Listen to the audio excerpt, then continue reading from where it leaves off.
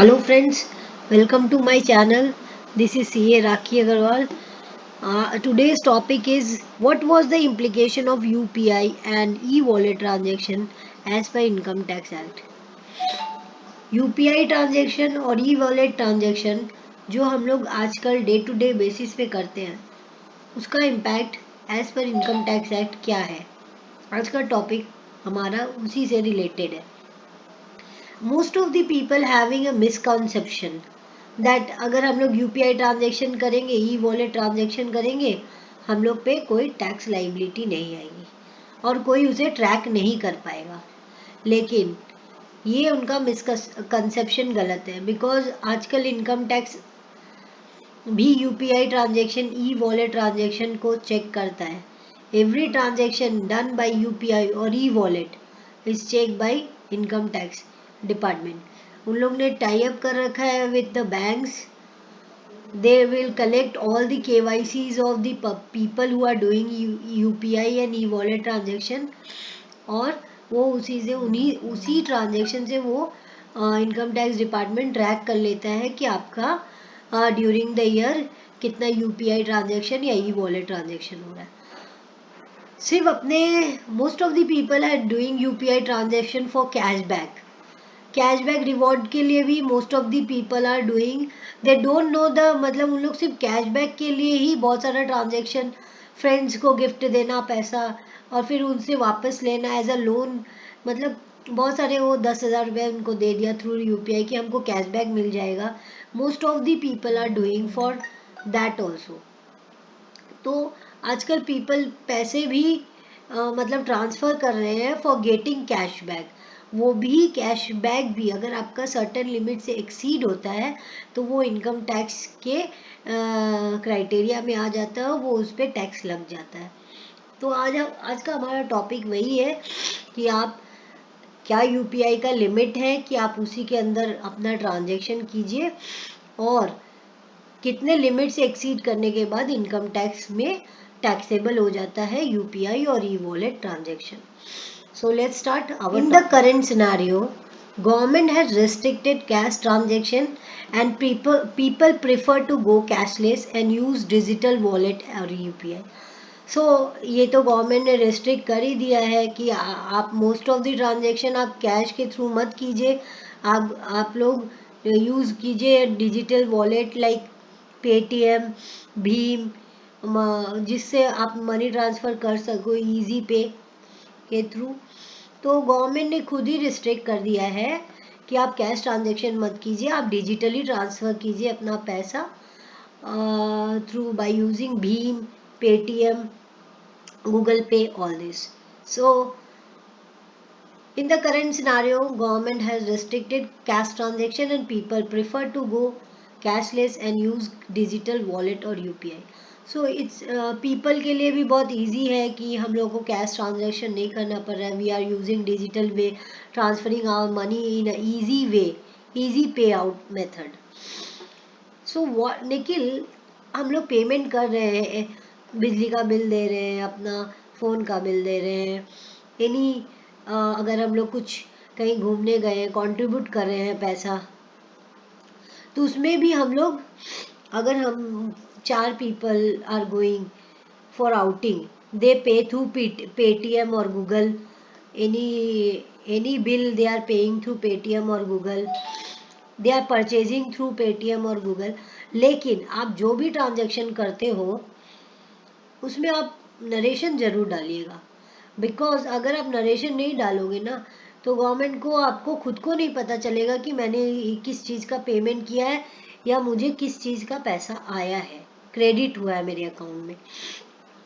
तो put narration in every transaction whatever you do through UPI और digital. सो अगर income tax की scrutiny भी आएगी ना तो आप नरेशन दिखा के उसको जस्टिफाई कर पाओगे कि मेरा ट्रांजेक्शन ये पेमेंट का नहीं है, या मेरा ये पैसा जो आया है ये मैंने पहले खर्चा किया था फिर रिम्बर्समेंट आया है। जैसे कि 4 friends are doing one party and one of them has make the payment, but they afterwards they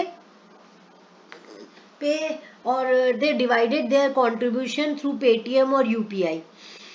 सो जो कंट्रीब्यूशन उन लोग ने एक जन ने की थी वो डिवाइड हो जाती है, तो वो पैसा आता है, तो people think that it's a income, but it's not a income, it's a contribution done by the that person जो कि उसके पास वापस आई है। तो ऐसा कुछ ट्रांजेक्शन है, तो पुट नरेशन। सो इससे पता चलेगा कि आपने ये खर्चा किया था उसका आपका रिम्बर्समेंट है, ये कोई आपका इनकम नहीं है। नहीं तो क्या होगा, आप नरेशन नहीं डालोगे तो गवर्नमेंट उसको इनकम मान लेगा और उस पर टैक्स लाइबिलिटी लगा देगा। तो put narration in every transaction whatever you do through UPI और e wallet. Some implications of these e wallet और UPI transaction need to know. क्या है, जैसे कि हम लोग सैलरी पेमेंट कर रहे हैं, इनकम मेरा आ रहा है from other sources, capital gain है, वो हम लोग को दिखाना पड़ता है as per income tax in ITR filing. So वही बोल रहा है, as per income tax rules reporting of salary income, income from other source, capital gain is mandatory income tax return ITR filing के लिए। प्रॉब्लम कहाँ पे आती है यूपीआई ट्रांजेक्शन की, पीपल बिलीव कर लेते हैं कि हम लोग जो भी ट्रांजेक्शन कर रहे हैं it is not tracked by income tax department. लेकिन इनकम टैक्स डिपार्टमेंट क्या करता है कि कलेक्ट कर लेता है बैंक से या यूपीआई से सारा डिटेल्स ऑफ केवाईसी। जैसे आप कोई यूपीआई खोल रहे हो या पेटीएम वॉलेट खोल रहे हो, तो पहले आपका पूरा केवाईसी सबमिट होता है, उसमें आपकी सारी पर्सनल डिटेल्स, आपका बैंक अकाउंट नंबर, सब डिटेल सबमिट होता है।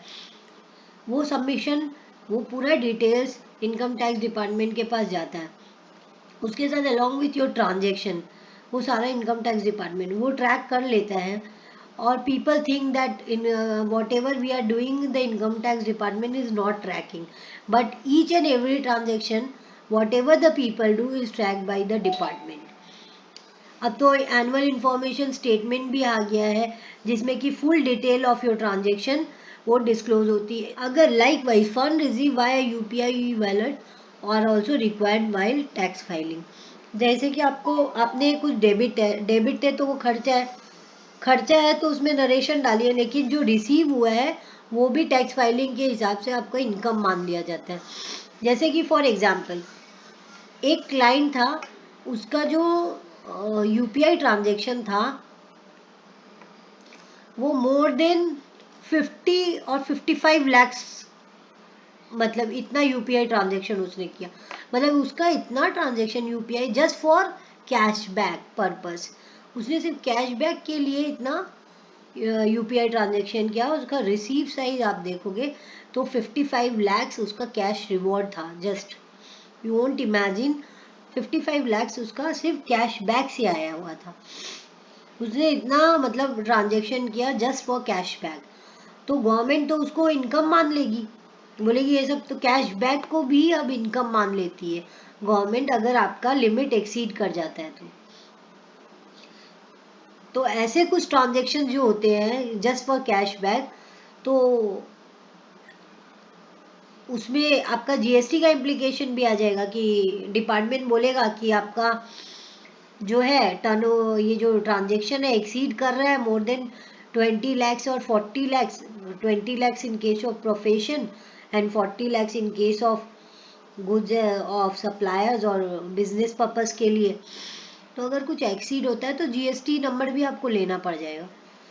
तो वही है कि आप जो भी आज का यूपीआई का ट्रांजेक्शन कीजिए एकदम प्रॉपरली कीजिए, सोच समझ के कीजिए और उसमें नरेशन डालिए, जो कि अगर स्क्रूटनी आएगी भी तो आप उसको ट्रैक कर पाओगे कि मेरा ये इनकम नहीं है, मेरा ये खर्चा है या कंट्रीब्यूशन है या कुछ मेरे पास मैंने कुछ खर्चा किया था, रिम्बर्समेंट है। तो वही बात बोला है कि वाया यूपीआई और e wallet are also required while tax filing. UPI and e wallet also attract tax. UPI, वो तो बात हो ही गई है कि UPI and e wallet transaction also attract tax. Fund transaction through, मतलब कोई भी आप लोग ट्रांजेक्शन करते हो through UPI, Google pay, Paytm are also taxable under income tax act. अब cashback is taxable under section 56(2)(10). बोल रहा है कि कैशबैक रिवॉर्ड जो होता है, जो people most of the wallet transaction इसीलिए करते हैं कि हम लोग को कैशबैक मिल जाए। तो वो गवर्नमेंट बोलता है कि अगर आप कैशबैक भी ले रहे हो तो आप सर्टन लिमिट के बाद आपका टैक्सेबल आ जाएगा। वही बोला, most of the people use e wallet to earn cashback reward. Any cashback receive directly get transferred to your bank account. This cashback is taxable if the amount is above 50,000.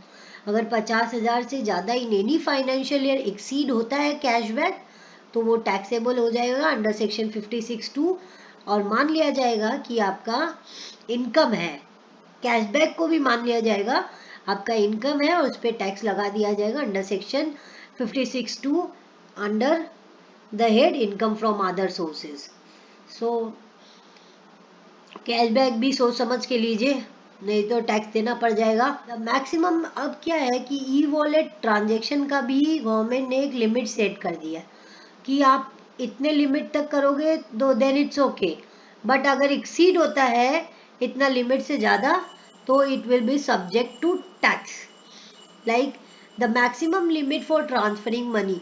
लेकिन ये limit जो set किया है वो अलग अलग bank के अलग अलग लिमिट्स हैं, हर एक बैंक का एक सर्टेन लिमिट्स है, लेकिन जो सबसे मतलब ज़्यादा यूज होता है वो लिमिट 1 लाख रुपीज़ है। So the maximum limit for transferring money through UPI और e wallet is ₹1 lakh. Maximum amount set कर दिया गया कि आप इतना ही यूपीआई ट्रांजेक्शन पर डे कर सकते हो, 1 लाख का ट्रांजेक्शन कर सकते हो। अगर आप पर डे 1 लाख से ज़्यादा का यूपीआई ट्रांजेक्शन करते हो तो it will be subject to tax. तो मान लिया जाएगा कि आपका बिजनेस ट्रांजेक्शन हो रहा है, इवन आपका कैशबैक है वो, लेकिन उसको मान लिया जाएगा कि आपने कुछ बिजनेस किया है, उससे आपका इनकम आ रहा है और वो उनका इनकम को आपका इनकम फ्रॉम अदर सोर्सेज या इनकम बिजनेस इनकम मान के उस पर टैक्स लगा दिया जाएगा। अमाउंट पेड थ्रू यूपीआई और e wallet as gift is taxable. अब आप किसी को गिफ्ट भी करोगे ना थ्रू यूपीआई या ई वॉलेट के थ्रू, वो भी टैक्सेबल हो जाएगा। कैसे? रूल बोलता है इनकम टैक्स रूल 374 बोलता है कि अगर आप कोई एम्प्लॉयर अपने एम्प्लॉय को 5,000 से ज़्यादा यूपीआई के थ्रू गिफ्ट करता है, यूपीआई या ई वॉलेट के थ्रू 5,000 तक कर सकता है एम्प्लॉयर अपना एम्प्लॉय को, लेकिन उससे ज़्यादा 5,000 से ज़्यादा करेगा तो वो बोल देंगे कि ये आपका इनकम है और इस पर टैक्स लग जाएगा आपका। तो in case the employer give a gift voucher of over मतलब 5,000 से ज़्यादा over of ₹5,000 through UPI, then there is a tax levied on it as per income tax rule 374.